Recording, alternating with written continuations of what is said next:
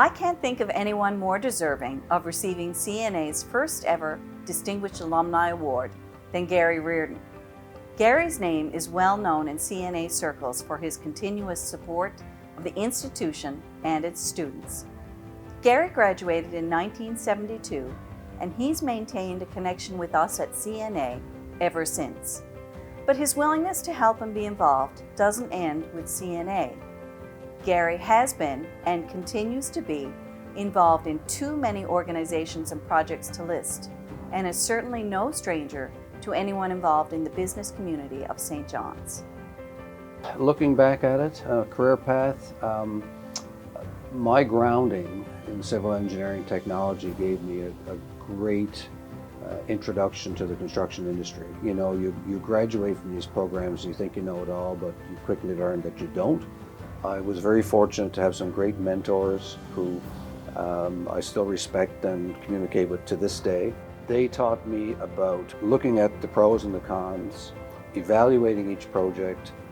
You have to take risk, but at the end of the day, it's got to be a calculated risk. And I've been very fortunate. We've undertaken some great projects and have been very successful. I've been involved with the community and volunteerism, I guess, throughout my life. I think if you're going to be successful in business or in life, you have to give back. And I've taken great joy and learned a lot along the way through my involvement with the Junior Chamber of Commerce, Jaycees. In my involvement with the Rotary Club of St. John's East, I've been able to give back to the community and see a different part of life, the disadvantaged part of our social system. And that kind of humbled you at times and sort of puts your mindset in the right place. I've particularly enjoyed time with the local board and the national board with Habitat for Humanity. And in the first 6 or 7 years that I was involved, we built 21 homes.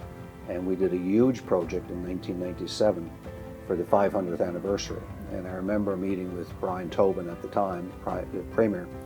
Now, we were challenged to build 5 homes in 5 days. Brian got so excited about it, he said, well, we can't build 5, we got to build 2 more. We'll build 7. So now we were challenged all of a sudden with finding the people and the resources to build 2 more homes in this 5-day process.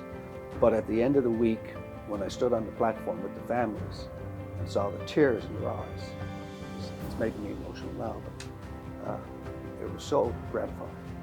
My advice to young students today is that you have to think big.